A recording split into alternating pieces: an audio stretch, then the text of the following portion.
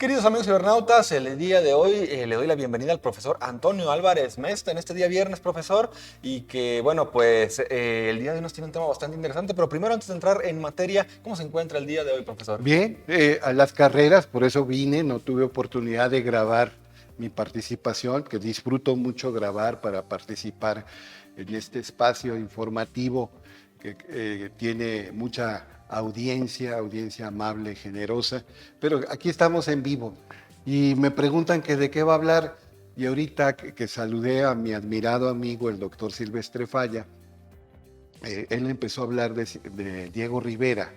Y dije, bueno, pues es buen tema, es buen tema.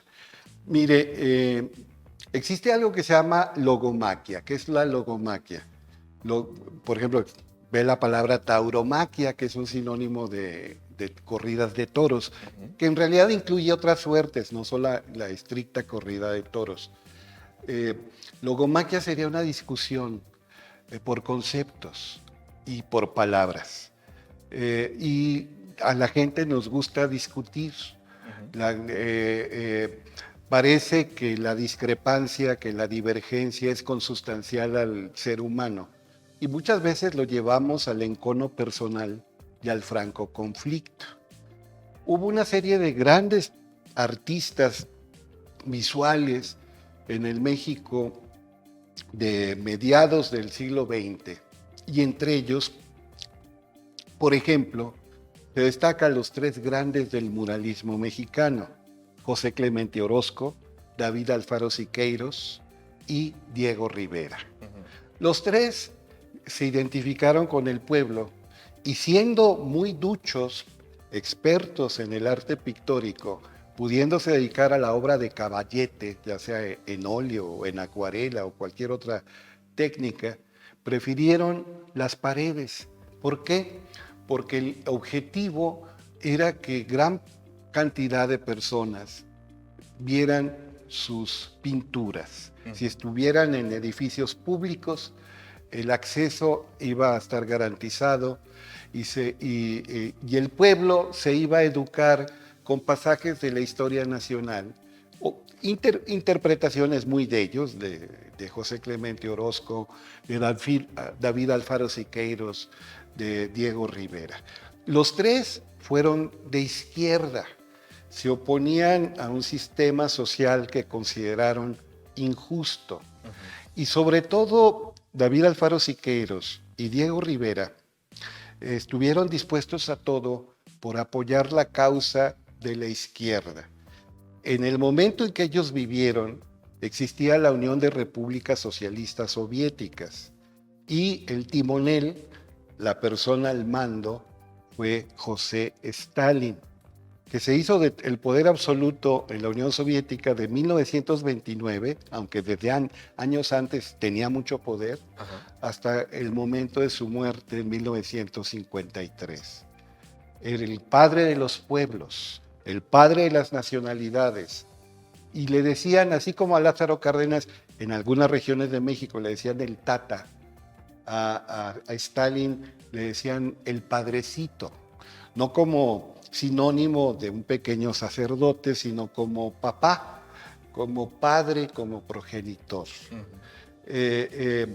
Por supuesto, cuando muere en 1924, Vladimir Ilich Ulyanov, mejor conocido como Lenin, nombre de batalla, seudónimo que toma del río Lenia, empieza una lucha por el poder. Y aunque Lenin, hay documentos que lo prueban, se inclinó más por Lev Davidovich Bronstein, con el que había tenido discrepancias, pero de todos modos lo veía con mayor simpatía que a su amigo Stalin, que por cierto, el alias de guerra significa hombre de acero, pero no porque fuera Superman, sino porque tenía un corazón frío y metálico, duro, cerrado al altruismo y a la bonomía. Sus enemigos decían, sí le queda eso de Stalin, es un hombre de acero. Stalin hizo aportaciones importantes a la etapa armada de la revolución, pero Lenin se daba cuenta que Stalin era sanguinario, era crudelísimo, no tenía misericordia.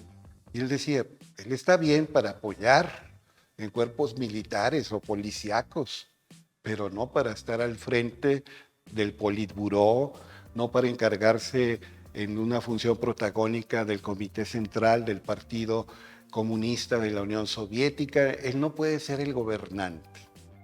Y aunque Lenin, que estuvo en sus últimos años incapacitado por una embolia que le dejó paralizado, escribió una carta que le dejó a su esposa Nadezhda Krupskaya, donde pedía a sus compañeros comunistas que pensaran bien a quién iban a poner en su lugar, y daba a entender que el mejor era Trotsky.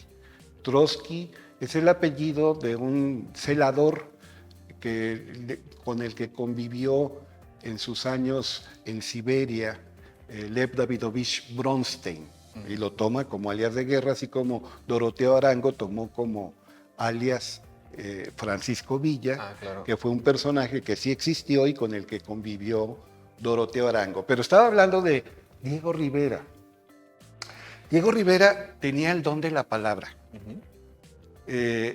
Dicen que billete mata carita, que cartera mata galán, pero también verbo, rollo, mata carita. Él tuvo centenares de amoríos, de veras, conquistas amorosas a granel, y mujeres muy bellas. Por el dinero que hizo. El problema con Diego Rivera es que así como ganaba dinero, lo gastaba. Y rara vez tenía dinero. Pero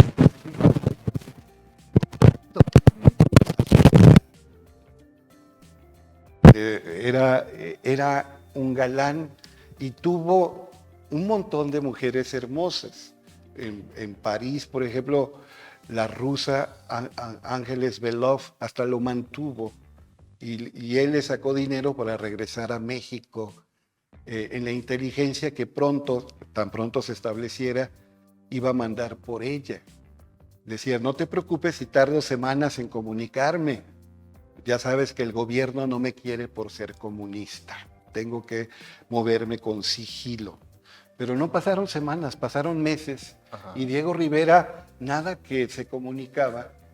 Y ella, que ya no diezmada económicamente, porque le dio razón, vende lo poco que le queda, manda los restos de su patrimonio, se deja y piensa que va a buscar a Diego Rivera en cárceles, en cuarteles, quizás hasta en panteones. No, Diego Rivera, que siempre fue protagonista, pues era muy conocido, ya vivía con otra mujer muy guapa y de mucha personalidad. Iba a decir pechonalidad, no dije pechonalidad. Bueno, Siqueiros era muy amigo de Diego y los dos eran comunistas. Siqueiros, sin embargo, no perdona a Diego. Diego se decanta, se pronuncia a favor de Trotsky cuando empieza la rivalidad entre Trotsky y Stalin. Y Trotsky, para salvar su vida, tuvo que abandonar la Unión Soviética una vez que Stalin se hizo del poder. Pero él era comunista y la única nación comunista no lo quería, porque ahí nada más sus chicharrones tronaban, los de José Stalin. Y se va a distintas naciones europeas y le dejan quedarse semanas o cuando mucho meses, pero no puede quedarse permanentemente. Diego Rivera habla con el presidente de México, Lázaro Cárdenas, y dice: mi general, usted es un hombre de izquierda que está con el pueblo, pero sus malquerientes, mafia del poder, los neoliberales, los conservadores, dicen que usted es un monigote, un pelele, un títere, una madre de Stalin. ¿Qué mejor manera de demostrar que no es eso? Que usted conceda asilo diplomático en nuestro país a Trotsky. Y quizá no por ello, pero Cárdenas tuvo la necesidad de conceder asilo diplomático a Trotsky. Y Trotsky se viene a México, vive algunos meses sabemos que hubo un amorío por Frida Kahlo. Natalia Sedova, la esposa de Trotsky, se entera y ve apesadumbrado a su marido. Vea la calidad humana de Natalia Sedova. Le pide a Frida que vuelva a aceptar una ruptura, que vuelva a aceptar a Leva, a Leva de Luis Rosten, a León Trotsky. Se extrañará mi petición, pero no soporto ver a mi marido.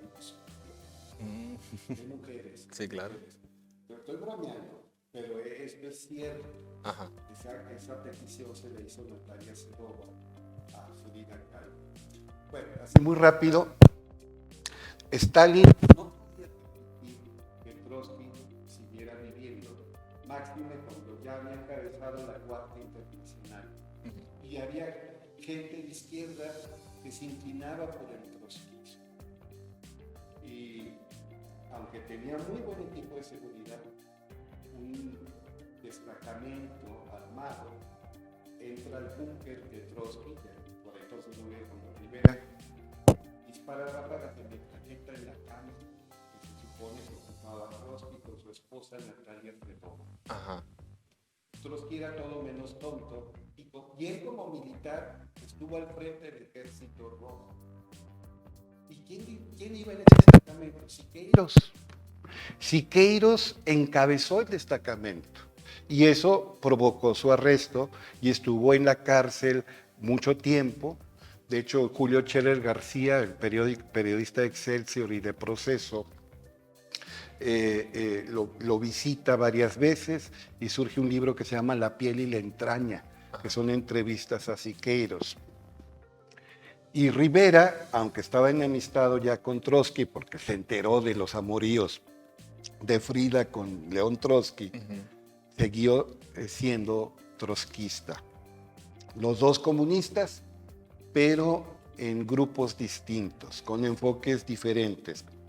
Un amigo mío, que en realidad es admirador de Stalin, no digo nombres porque Gerardo de Jesús Monroy se puede molestar, que es admirador de Stalin, dice que cuando se juntan 10 comunistas y se ponen a discutir, después de un par de horas ya surgieron 30 organizaciones en conflicto. Sí, es el problema permanente de la izquierda, el divisionismo, el sectarismo.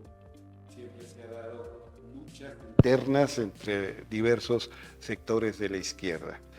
Siqueiros decía, no hay más ruta que la nuestra, en el sentido de un arte con vocación revolucionaria y contacto popular. Puede ser algo exagerado, pero de que estaban comprometidos con las causas populares, lo estaban. Lo último que digo es que Siqueiros decía, Diego es tan elocuente que con mal francés, allá en el barrio latino de París, convencía a intelectuales franceses de que él practicaba el canibalismo, la antropofagia, y se la creían. Por motivos rituales, 2 veces al año, yo como carne humana. Y se la creían, y lo veían con horror. Y así como espantaba a los burgueses, escandalizaba a los burgueses, aunque fueran disque de izquierda, en el barrio latino de París, enamoró a todo tipo de mujeres, como Silvia Pinal, como María Félix, como Columba Domínguez, como Lupe Vélez, un montón de mujeres y extranjeras también. Entonces, tenía su corazoncito, pero estaba listo. Perfecto.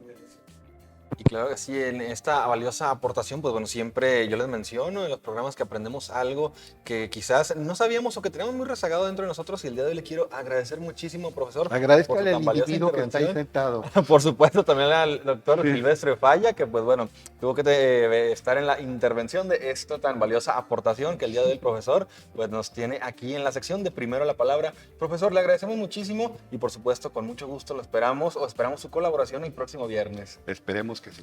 Muchas gracias. Gracias.